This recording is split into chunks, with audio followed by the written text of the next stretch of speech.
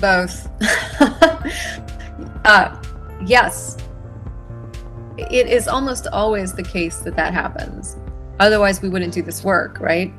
But it doesn't always happen in a straightforward or predictable way.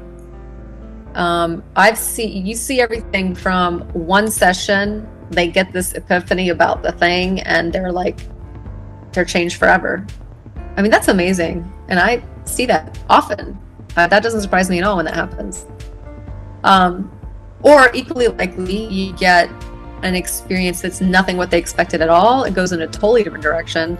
And neither myself or they anticipated that or understand why at first. And then you're exploring that, like, what is this that's coming up, right? And then you're shifting and you're following it and you're trying to understand it and you get steered somewhere else.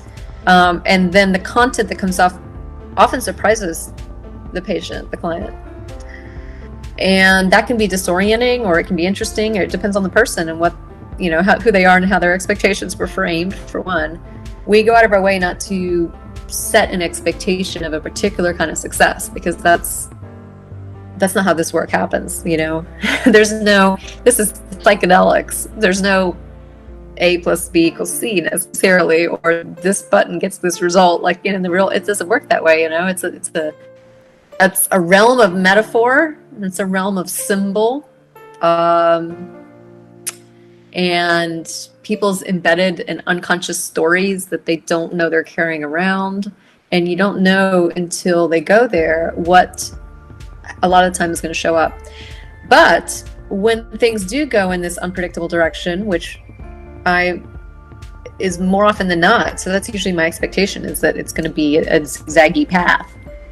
Then you're using that, and then you're using that, and then you're using that. And the end result of this treatment, by the time you've come through the whole arc of treatment, yes, most people feel like they've gotten their goal met, their need met. Not everybody.